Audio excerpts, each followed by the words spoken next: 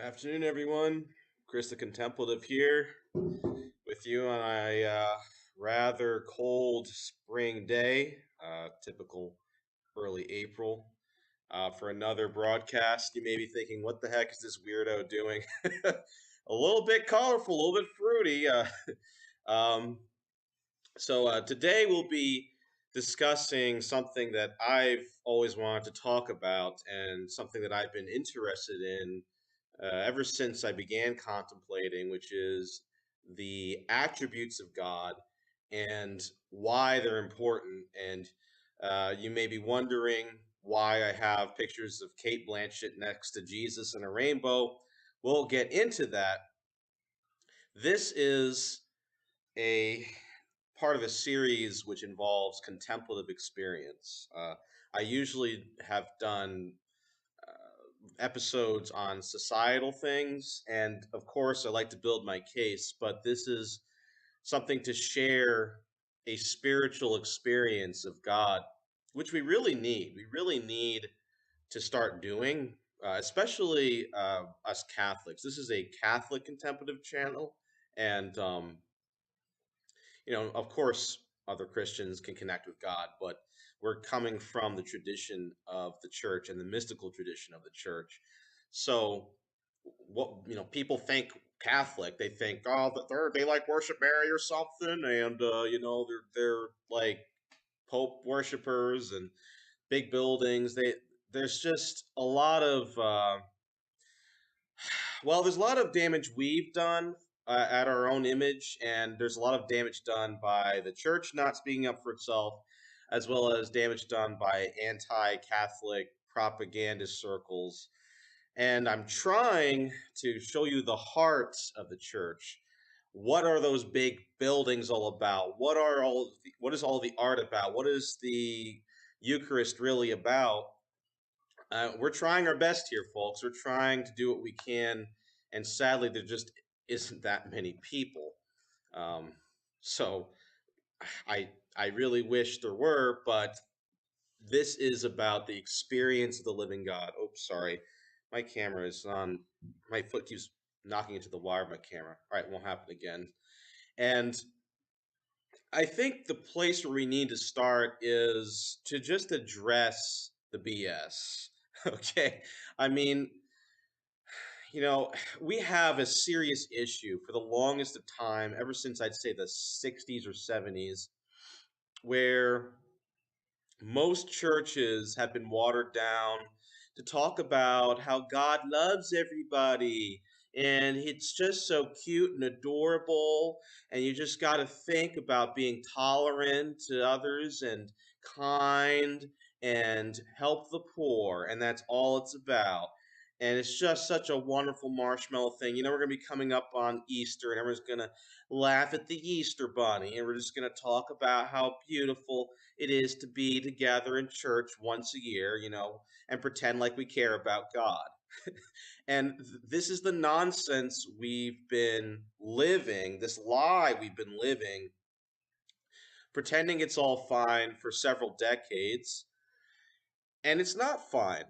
Okay? People are completely tuned off because of the fake mercy and the abstract love. It is just the most ridiculous thing ever. If I went to a gym and I went to the gym and they had seminars talking about how great working out is, but no one ever worked out, would that be a good gym? You can type in the comments, right? If I went to a restaurant and they had in the restaurant seminars about how wonderful it is to eat food, is that the purpose of the restaurant? Would you be happy with those services? Instead of an actual chicken sandwich, you get a pamphlet about chicken sandwiches for $8. Would you be happy with Chick-fil-A service? I don't think you would be. If you went into your workplace and you you get hired for the position and you talk about at the workplace how wonderful of a worker you were, uh, instead of actually doing your job, would you deserve to maintain that position? Again, the analogies can go on. So why the hell, and yes, I emphasize hell because that's what's going on here. Why the hell are churches allowed to get away with talking all the time instead of actually drawing people into the experience of God? Okay, are they atheists? Are there a bunch of atheists running the church? Maybe there are. I don't know. It just seems like people are lying to themselves, and we all have to stay quiet, like good little Romans, right? Like the Roman soldiers who had to pretend Emperor Nero and Emperor Caligula weren't killing people for fun and killing prostitutes for fun and wasting away all the budget on lages. We're all just gonna pat each other on the back and pretend everything's okay in Rome. No, it's not okay. We have a huge misconception going on. And part of the problem is that love, the love being talked about, just like many other theological concepts, one is not being experienced by people, it's just talked about. People are not experiencing the love of God in any deep way. We're not being formed in how to connect with them. And two, they just have a whacked out idea of love, okay? Love has a human form. God created flesh, He created the world, and His only begotten Son has a human form. He embodies the human form of love itself. And why is that important, folks? Well, when people truly experience love in this very cold world that seems like very few people do anymore, and a great profound, but think about it, like how can you have a word about a human experience without relating it to real life experiences? And instead of just saying, let's love everybody, love everybody. That's not how it works, right? What do you think about when you think about love? You think about maybe the love parents have for children. Okay, so you think, and your mind, your brain will immediately go into different emotional, visual, and auditory and sensory experiences of that love. It's not just parents love their children, children love their parents, right? There's all these nuances going on there. You can think of a mother rocking her baby to sleep, or the father taking the child out to an adventurous fishing trip, or maybe sitting down at a family table for dinner, right? That's this kind of love. You may think about um, uh, you know uh, the love heroes have in sacrificing for someone. And that's pretty abstract, but still, because most people aren't there yet. But they can still think about, a sacrificial hero. You can think about, of course, the one that everyone really thinks about when they think of love. Think about romantic love, love between men and women. That is, written into us at the deepest of levels. So all of these things are the true reality of love, and yet of course, it does, an abstract love of some strange alien god who isn't explained by the pastors who are supposed to explain, or the seminarians who are supposed to explain, or theologians, doesn't hold up to what humanity really knows love is, because that image of God is false. It's watered down. It means nothing. It's full of air. It is not reflective of the God of the living flesh known as Jesus Christ. It is not reflective of the truly entering into the Bible and the parables. It is not reflective of the mystics of the church who and the desert fathers and all these people that actually prayed and opened their minds to the love of God. It is not reflective of the love you experience when you go into a church and you feel that loving presence behind the Eucharist, and you're not sure because no one's telling you anything what that peace is. You have these horrible formative education classes with balloons and clowns, and they're talking about this abstract love when you're thinking, this doesn't appeal to me. When I think of love, I think of really enjoying myself with someone. So this is the disconnect. part of it at least.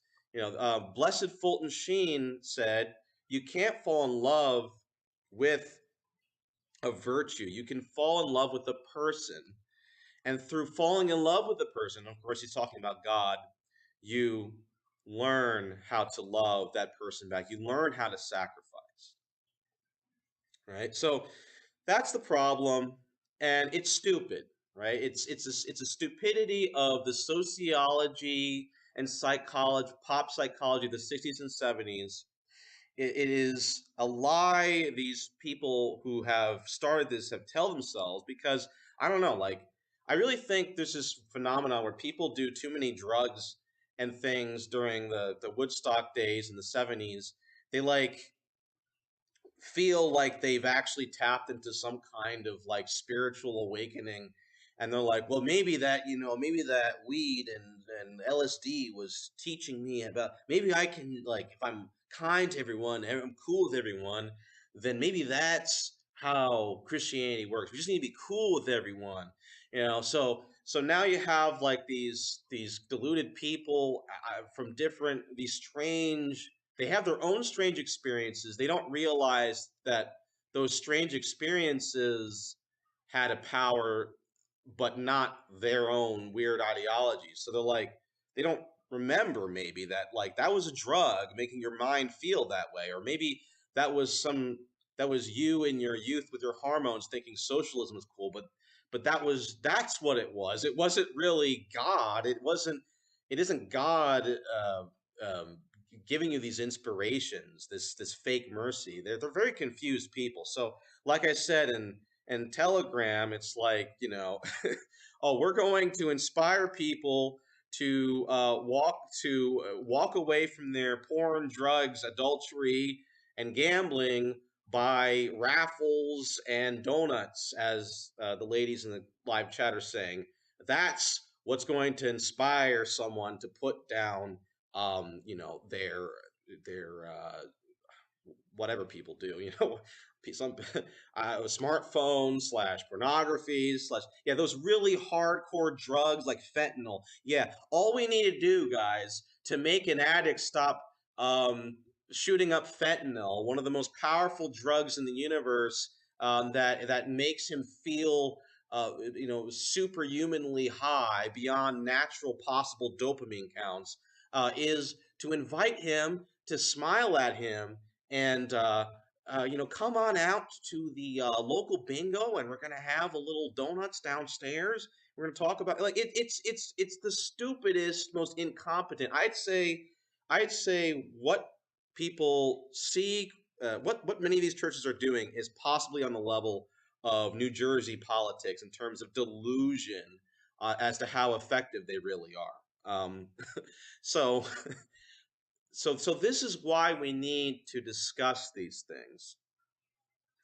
And another reason is because when we don't understand what worship truly is, then we don't understand ourselves, and we don't understand why our belief, if we have any, feels so empty. Because worship is putting something on an extremely high pedestal, or making it the heart of your life. It's you're in love with something. You're attracted to something. Okay? So if we look at worship like that, and I think that's the true meaning of worship, because our Lord says we're supposed to love the God with our heart, mind, soul, and strength, then we're really not worshiping God when we go to church. How many people in church, if we're really honest, if we really did an x-ray into their brains, are really looking forward to the game after church more than, we have Homer Simpson right in The Simpsons, and he falls asleep in church because they have cushiony seats, and he just wants to go home to the pot roast and the football game, right? Well, there's a little element of truth to that, and that is the average pew sitter, excuse me, in the mainline Protestant church or mainline Catholic church these days. that is an accurate example of what's going on. Okay, so okay, yeah, I believe in God. Yeah, maybe I'll maybe I won't be like worm food when I die. That's the gist of what most people experience. It's intellectual theory. Okay, it's really not.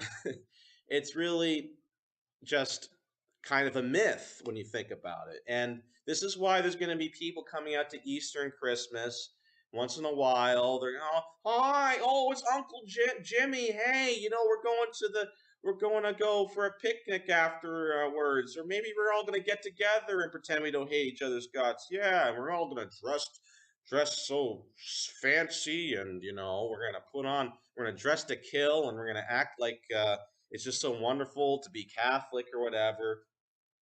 We're going to do this whole Eucharist thing. We're going to receive that. We're going to go home, and that's pretty much it. We're Catholic. Okay, so they're not worshiping God. They're just attending an institution, and um, and we have a lot of work to do, right? The contemplative experience starts to put Humpty Dumpty together, right? Prayer can do that, and especially the deepest form of personal prayer, which we do on this channel, we contemplate the Sacred Heart of our Lord. And the truth is that they're not telling you the ultimate red pill for the few people that are watching this video is that God is a loving being. He is not a concept. He is not a psychological adjustment. He is not an emotional high of the Easter bunnies and the flowers. All of that is wonderful, by the way.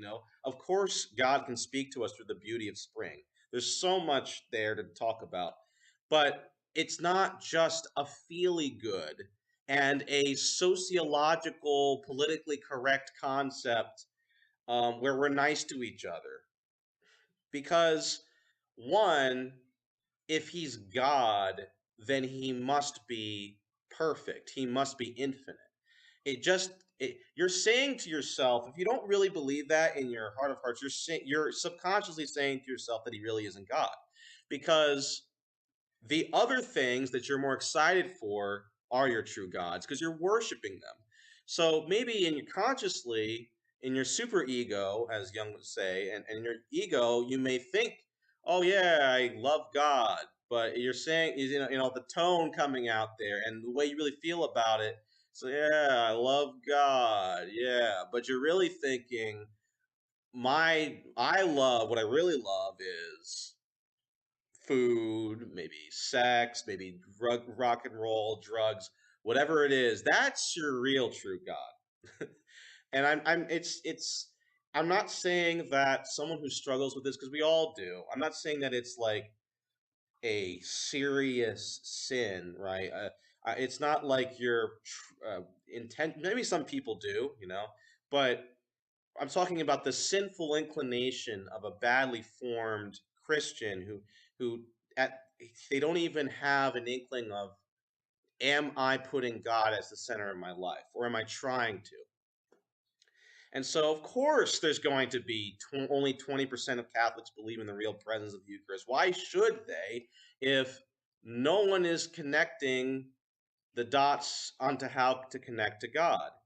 Again, we could point the finger at, oh man, there's this whole anti-God agenda, and there's these people, they're all like these atheist professors, and people controlling the media. That's all true, but again, I don't think the devil or anti-God people would have nearly as much power if we didn't contribute to the problem.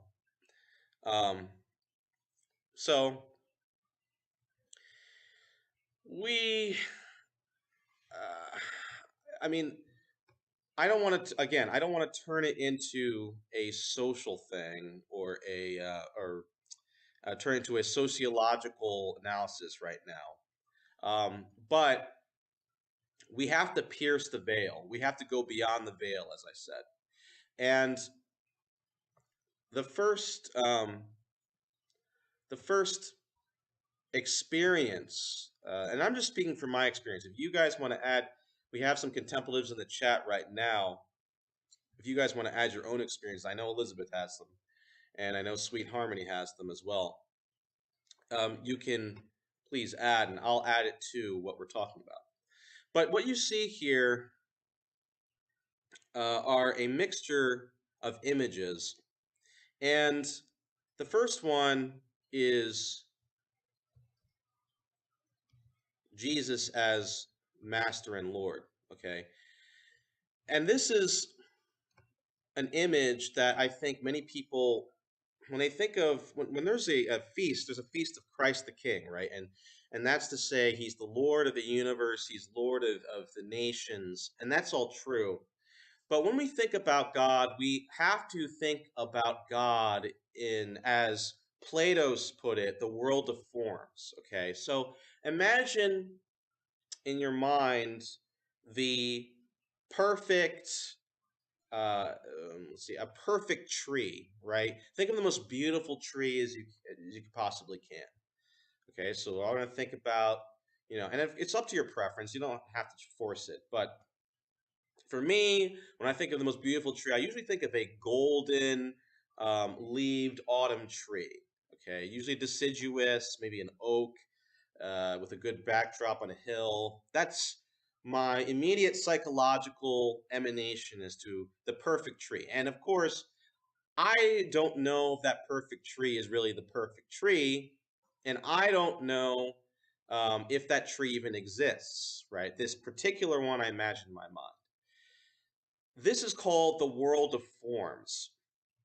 And the church integrated much of the Greco Roman philosophy because of St. Augustine and then definitely St. Thomas Aquinas, basically not because they were trying to advance Greek philosophy as the true religion, but that this kind of thought actually embodies what a person connecting deeply with God will experience within the church.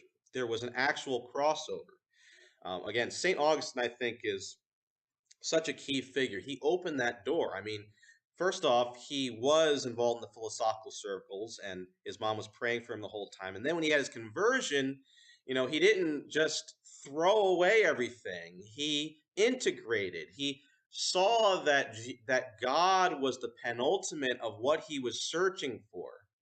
Okay, and that's very important. St. Paul, I mean, St. Paul's another big one. And where did St. Paul go to evangelize? He went to the Greeks, okay?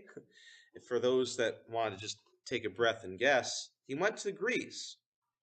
And he had to know how to debate with those that understood philosophy. Now, he did terribly in Athens because the Athenians were suffering from intellectual pride. So there is an issue, a hump you have to get over, and a lot of Catholics. There's another big barrier, which is our intellectualism. Okay, so even good Catholics are going to have to get the hammer, the sledgehammer, taken to the wall of their intellectualism. So basically, what was happening was maybe they understood what he was kind of saying, but they didn't have the simple faith to believe in the experience of God and in miracles and things like that.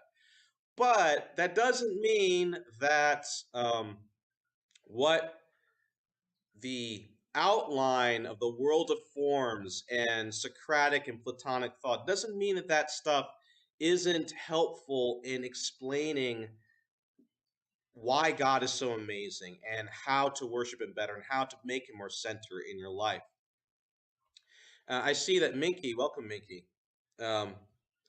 I did not know, I don't know if Carl Jung was an occultist. I know that occultists use him. Why do I bring up Jung? Well, Jung is another example of what I'm talking about.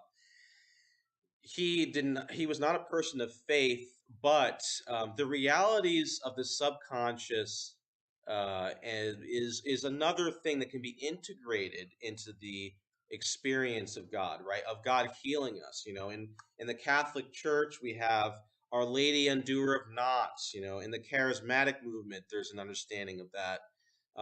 Within St. John of the Cross and other mystics, there's an explanation of subconscious healing. Now, they may not have had the scientific and psychological ways of saying that, but of course, I would not promote, if Jung does promote occultism. I know he looked into alchemy and made kind of a study on them, the alchemists.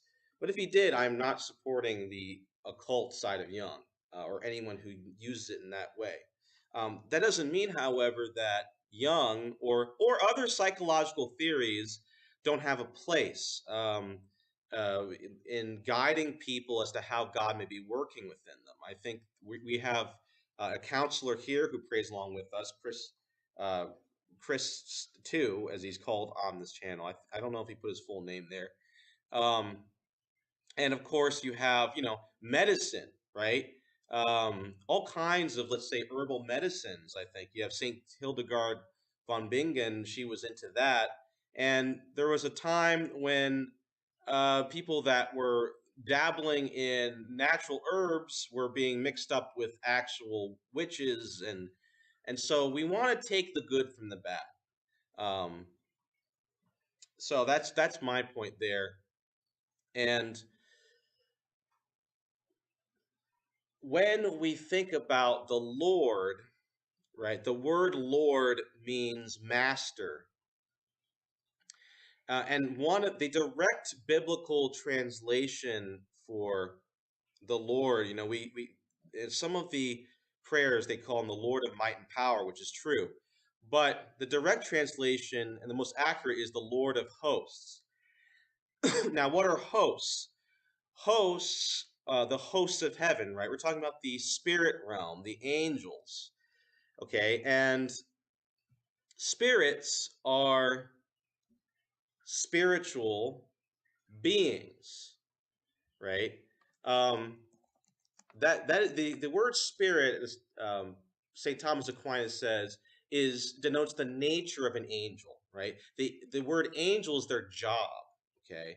So angel means messenger or a worker, but by nature they're a spirit, okay?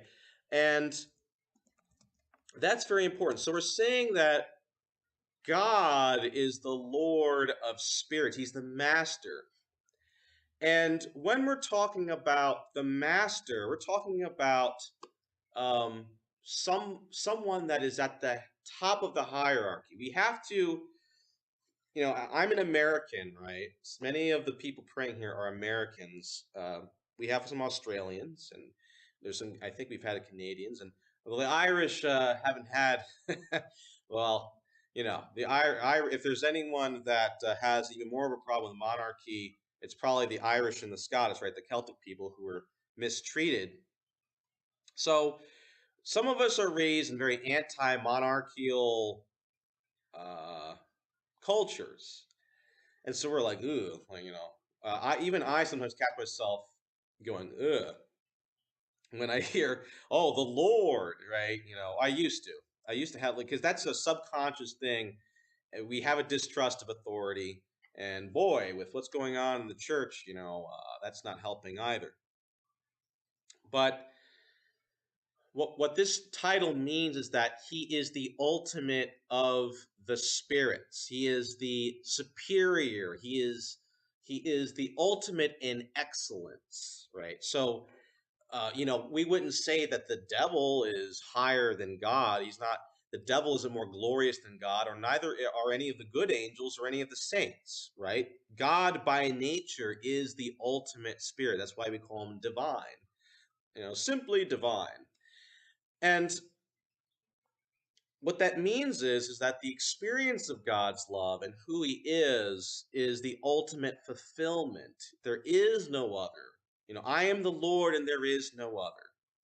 It only makes sense. If you say otherwise, then, if there's a part of us that thinks the occult or the new age has something superior to God, and I think there are people that think that they subconsciously they don't want to say it, but it's true.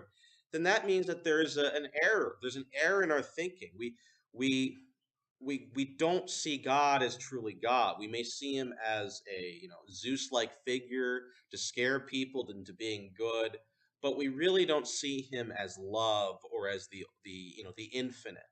And that's who he is. Oh man, the chat is lighting up. Yeah, I remember Minky think she said she was Irish in one of the streams. I think I caught Sweet Harmony stream. So, okay, so the contemplative experience starts to um, unpack things in a way that surprises us. Uh, that's one of the reasons why I would, even though it wouldn't be considered valid evidence, that one of my main reasons as to why I don't believe it's placebo is one, when you experience God contemplatively, it's so sudden that a placebo effect would involve some sort of hypnotic technique over a long period of time. And often it involves something that you want, right? Whereas you experience God powerfully and your mind is freaking blown. You've never experienced something like that and you weren't expecting it. In fact, that's how this channel started when we did the Sacred Heart experiment and we first focused on the Sacred Heart. I think some of you were there. We were blown away, and many of us had never experienced anything like that before. The second reason is I don't, well, further on the journey, it can be uncomfortable. It may not be what you want it to be. So I don't really see a placebo doing that, right? A placebo is a self-induced experience where you kind of psych yourself into believing something that something's happening. That's not what we're talking about here. I really don't want to get into the whole like whether or not having a king is bad or good. We're talking about spiritual monarchy. Um, so let's not get lost in that track. I think that it's everything comes down to, does the government truly follow God or does it not? And regardless if it's a republic or a monarchy, again, this is one of those things where you can't put makeup on the pig. If a church or a government or a family or anything isn't truly following God, it's going to fall apart. Let's just keep it simple, folks. Right? Like, I'm sure there's some things are more socially efficient than others, but that's the truth. Okay, so this experience of God gives us a sense of excellence that surpasses all others. That is what we need, right? I mean, okay, so it's kind of like a chicken or the egg thing for me. So we have a culture lost in hedonism. We have our own sin. We're in the sewer ourselves. We're struggling with our own problems. We have a culture that is wounded. It's falling into selfishness and mental disease and just like what is going on. And you have all of these quacks or people that don't have a good solution. All of the Xanax and the Prozacs and all this stuff, and nothing's really making much of a difference.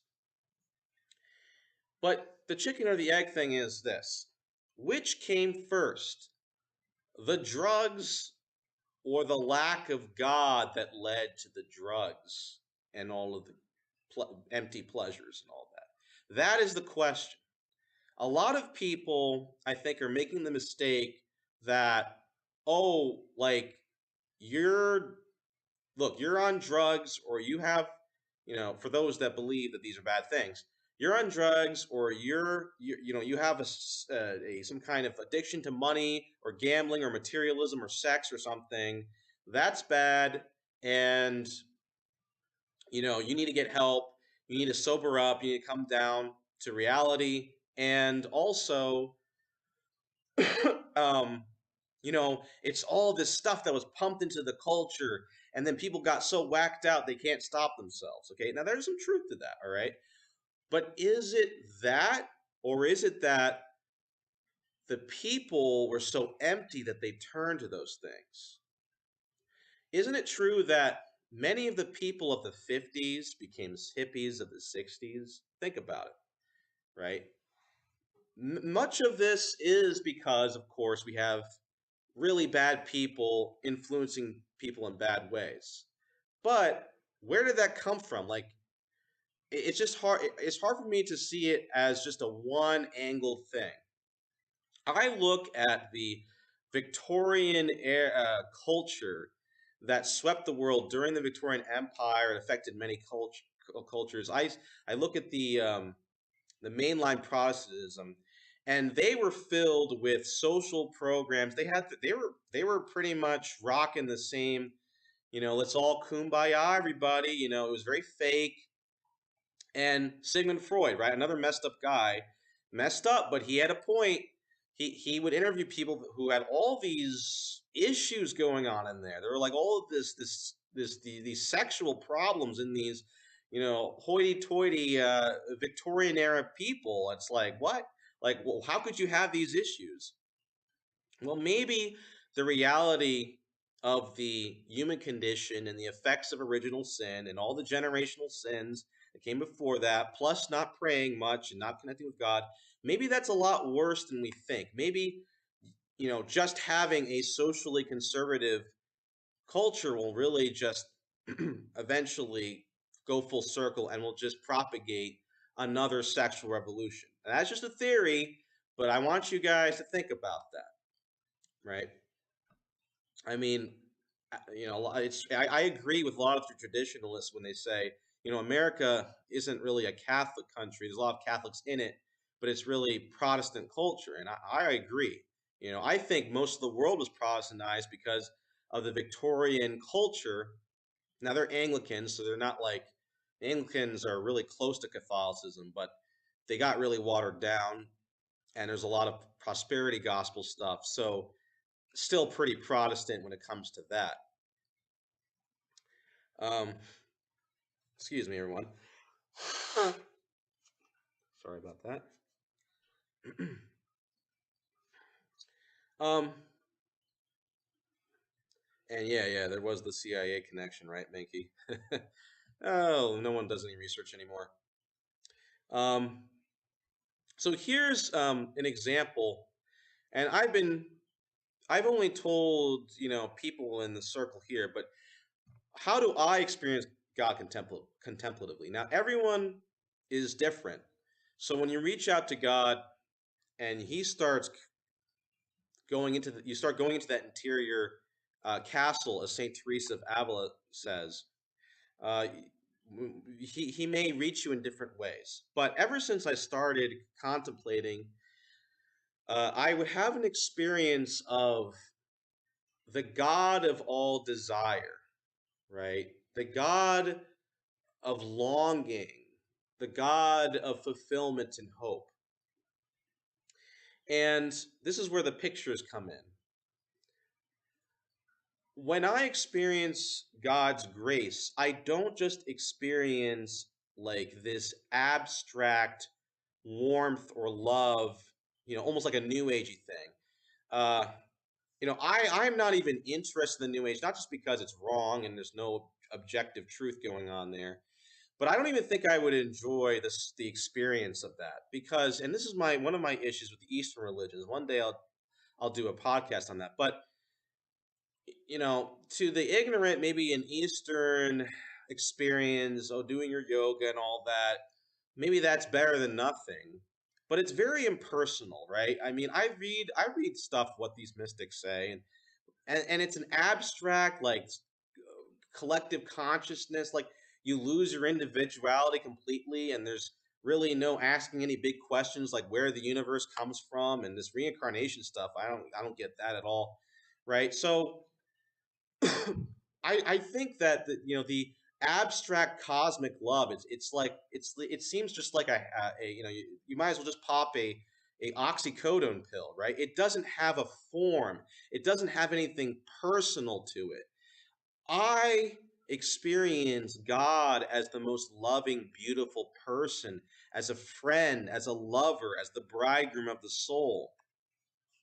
Okay, so what I have here is an example. You know, this was an inaccurate movie, but really well done visually, right? Kate Blanchett as Queen Elizabeth. Okay, and I think now this is still, of course, compared to the actual experience, it's a crude example, but they did such a good job explaining the symbology of the royalty and what Queen Elizabeth embraced in her life. She sacrificed her temporal pleasure, and in the movie, she says, even though there's no record of her saying this, I have become married to England, right? And she puts on this transcendently beautiful gown, and her face is white, and she's just beautiful in an otherworldly way. I think that is a good image of how one can experience God at a certain level, and you're just blown away, right? It's like the art and the beauty of God is so profound. It's like it opens your eyes to a whole nother realm. And to an average schmuck like me, it's quite intimidating. It can be almost embarrassing. But we're talking about an infinite being who's perfectly excellent. So now I get imaginative visions that sometimes line up, you know, with Kate Blanchett's look here, especially near the Eucharist. But this is beyond words. This is more like an extrasensory feeling of God and feeling His beauty, if that makes any sense. Another way to explain this is practicing His presence via what we call cataphatic prayer, which is a prayer that can open up where you see God through nature. Now, this is another reason why I'm not interested in all of the pantheistic stuff, right? Worship nature, right? You know, so I know Ireland's getting back into their old Druidism again, and um, I know you know, Mickey, maybe you could chime in. And I'm not interested in Wicca because they have their own error. They're missing something. Not only does the demonic likes to make people see stuff and throws them for a whirl, but the experiencing God through nature is seeing Him through the beauty of and diversity of nature, but He's beyond nature. He is superior to nature. He created nature, and so when I see, you know, I mean, oh, St. Patrick, of course, right? St. Patrick was probably explaining a lot to the pantheistic people of Ireland. So if you see, let's say, a leaf, right, and the leaf's beautiful or the tree's beautiful, I don't worship the tree or the leaf and like, wow, you know, trees are so cool, man. I think I'm gonna like grow a tree and put up an altar and like I really think that if I worship the tree, I think, you know, that the wood the tree will speak to me and the tree will tell me how to be a better person. And I think one day I think I'll live in the tree land when I die and I'm just gonna feel so like no, that's not that's not that's not what I experience. What I experience is okay, I see something about God, maybe the vitality of God, maybe the intricacy of God as life.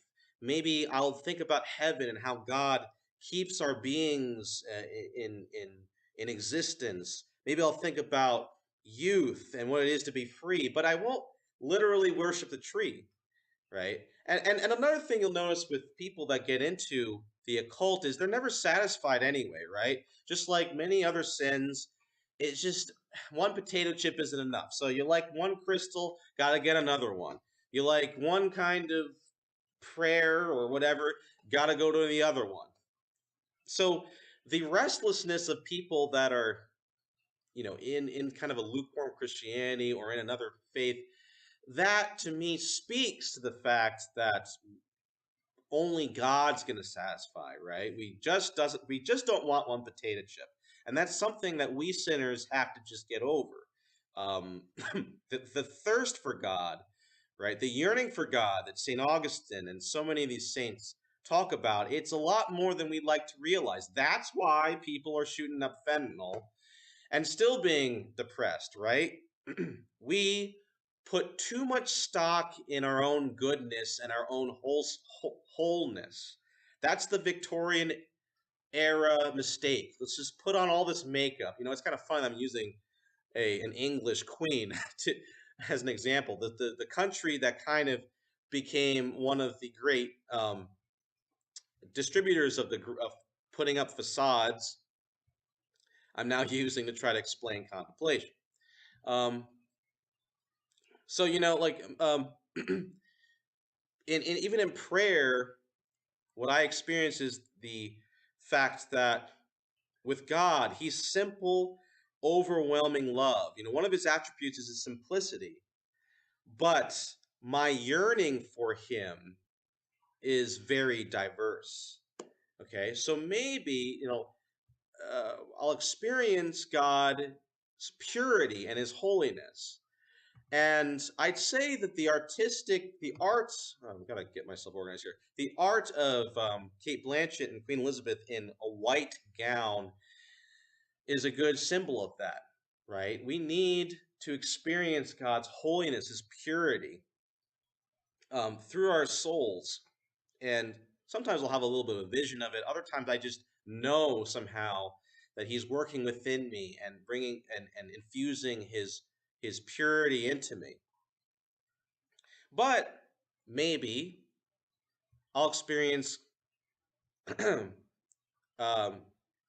Queen Elizabeth here in golden uh, vestments. Gold can be liturgical vestments. We have that in the church. The liturgical vestments themselves, worn by the priests, are actually symbols, and you can actually contemplate the mass in liturgical vestments. I've done it before. It actually works. There's actually something. There's actually a rhyme and reason to all the liturgy, believe it or not. But gold can represent power and glory, right? So maybe God wants to show me the vision of His triumph or His heroism, right? The Aslan side to Him. There's the warrior side to Him, or the fact that He's in control of the universe. So there could be different beauties that God shows of Himself in many different ways to reveal Himself to His creature.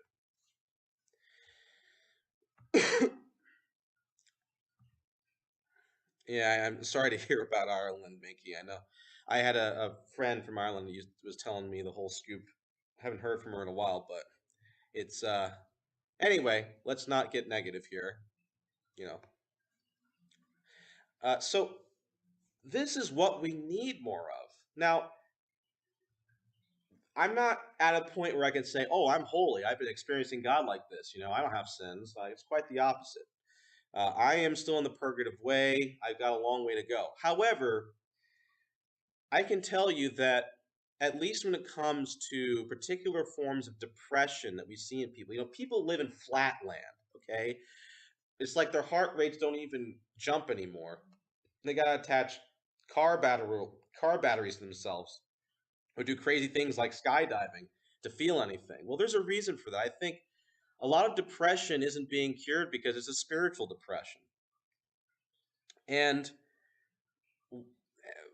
over the years I've been contemplating, a lot of my spiritual depression has vanished. I don't feel alone anymore.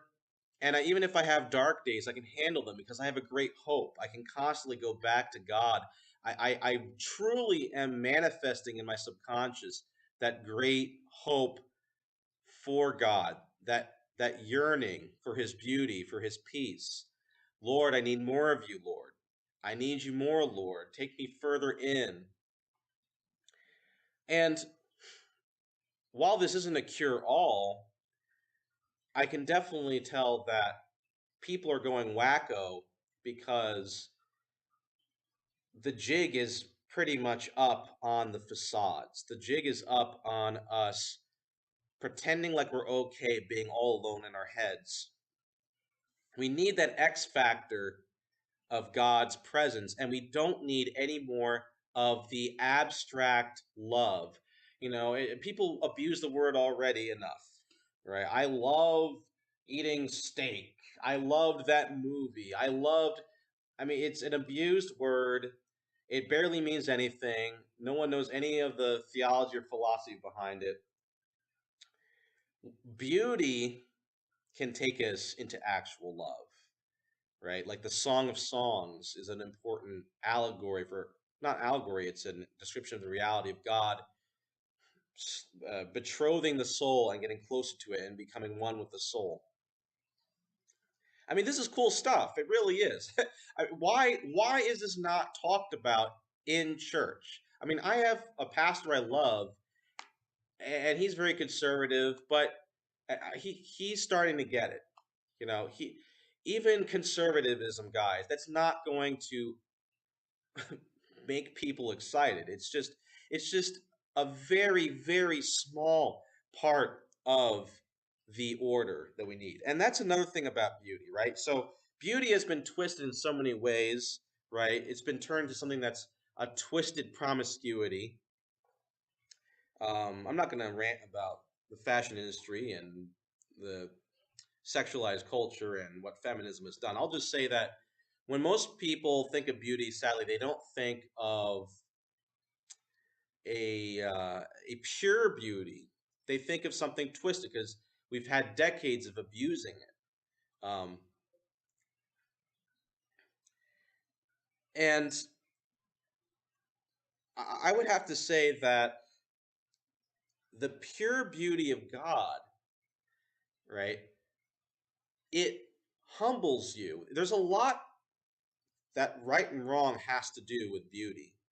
Okay, because when has anyone, all right, who's seen Gordon Ramsay yell at people in the kitchen, right? Who's seen Hell's Kitchen and all of that? Right? The eccentric chef. Now, I don't approve of him abusing people verbally, but there is this phenomena of the eccentric artist or chef.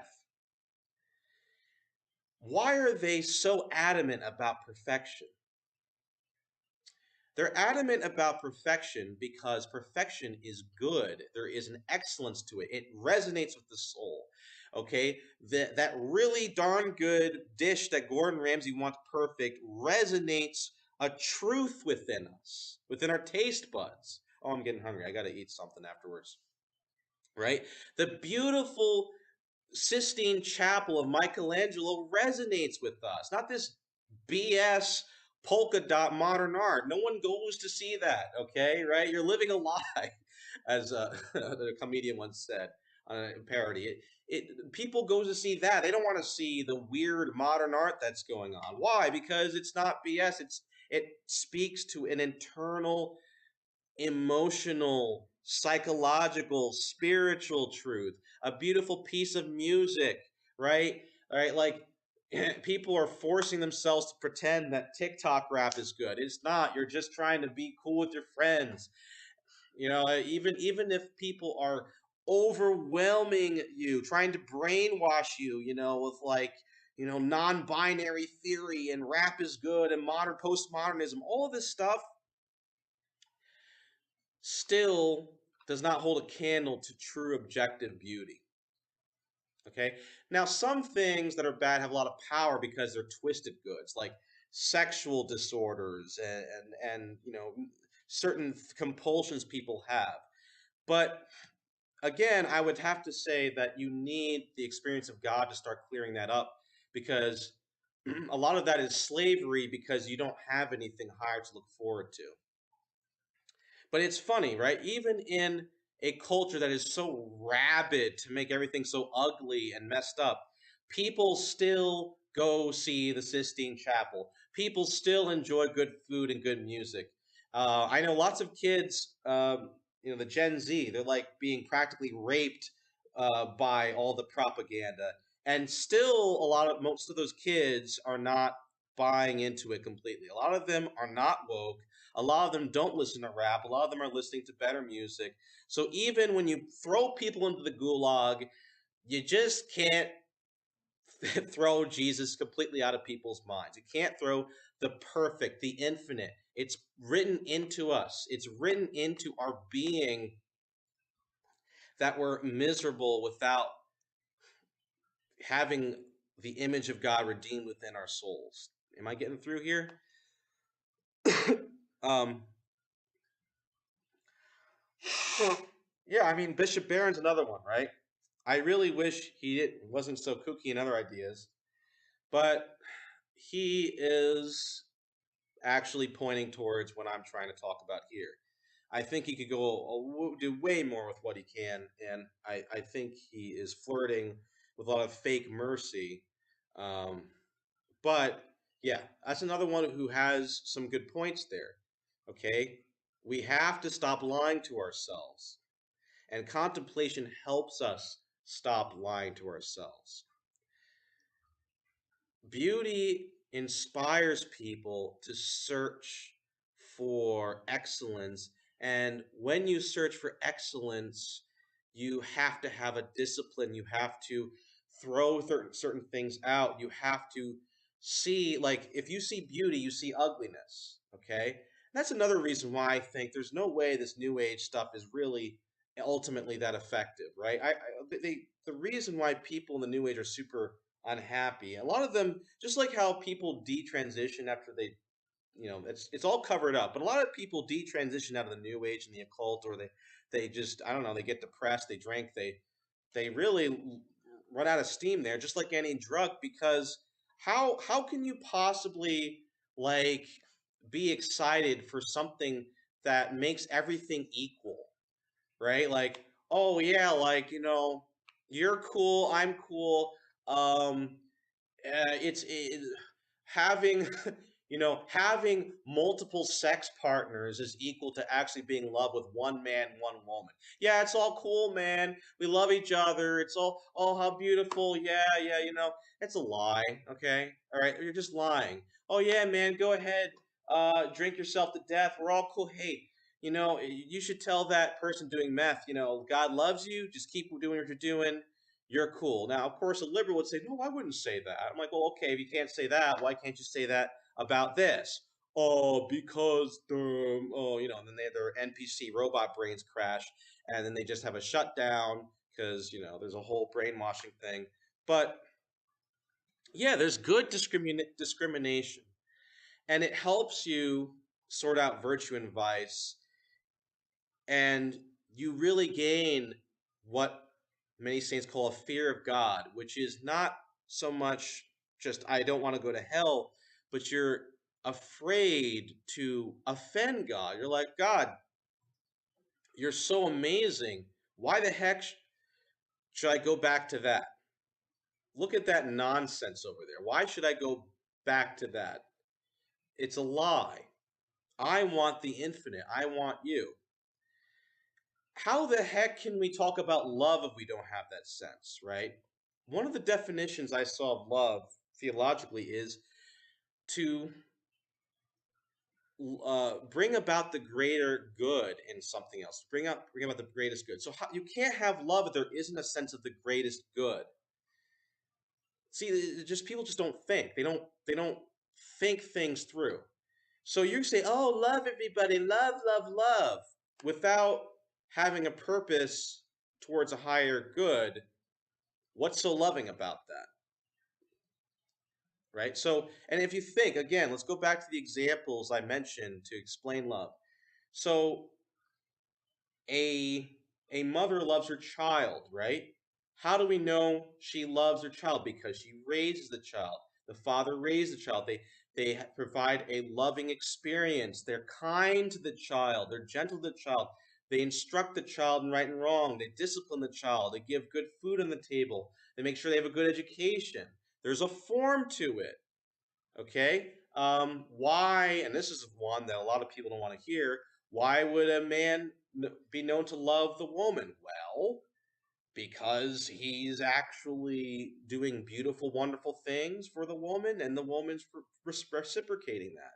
That's a sign of love. Now, a lot of narcissists in these positions don't want people to know this because they want to hide behind the fake love and mercy. A lot of really bad people use this confusion to do awful things. That's why there's a lot of child abuse and abuse between spouses, because the it's the current trick of the devil. Okay, you hide behind an empty word and you use it as a mask to get away with what you want to get away with. So that is my little discourse. I could go on and on about the different ways I experience um, God, but this balance is important. The balance is important for our times. It's important to be to shine a light on this, because if we do this, this will truly attract people. Now, the church has to do this. We're just lay people here. We need actual, the actual church needs to start coming back to this. But if the church embraces this, we could start backfiring completely the uh, the woke agenda, which is fueled off of the mental disorders, right? So, like for example, I've been experiencing one. I'll leave with this, right? The the LGBT thing, right? They have a rainbow flag. Now, why they must like rainbows? Rainbows are beautiful things. And then the different trans, the non-binary, they make their own flag. They like their colors. They're very aesthetic people. And there was a confrontation, a very respectful one, between a trans guy and Matt Walsh, who was a speaker. And the guy was actually brave because he was, respectful to Matt Walsh. He said he agreed with a lot of what was being said, but he had an issue. His issue was that I can't agree with your conclusion. He subjectively still believed in his delusion that he was a woman in a man's body. Okay, how do you get through to that? I don't think that they're like some of them are peer pressure. A lot of this is like a lot of the kids are saying they're this or that out of peer pressure or their imaginations. But someone with true dysphoria or a mental condition truly believes, there's a subconscious element that they truly believe they're they truly believe that they're mixed up, or that they're a woman in a man's body. Okay, I think some of that is confusion with the animus and the anima within the mind of a malformed man or woman. Also, a lack of education. Before people would say, well, maybe you're a sensitive man who, maybe you have a penchant for beauty, and you're meant to be a great poet or something, or maybe that disorder, the God wants to go in and redeem and eventually heal them of that, but maybe that struggle will bring about a greater fruit. Um, but now the people are just, I think they're confused. They don't have any objective understanding. Um, but my point is this: is that I've experienced God, uh, God's beauty in kind of a rainbow, and I realized that all of these things um, that we're seeing manifest in these disorders is actually people. They have these twisted longings for creativity and passion, and they don't have an outlet.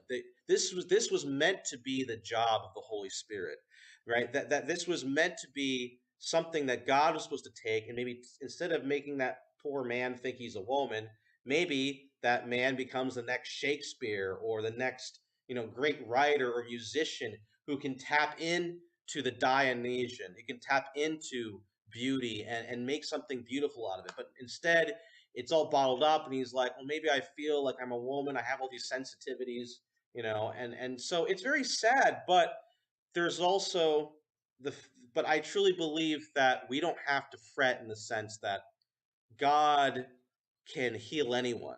he can completely make that look like nothing. There's nothing to be intimidated on the spiritual side amongst these things. So that's it for today. Thanks for coming out, everyone. Oh, I gotta head out too. Looks like you guys need to. We're all heading out to work, and please leave your own comments if you have any. Check out the description if you want to see more of these episodes, and you can also check out other videos I made about similar topics in there as well.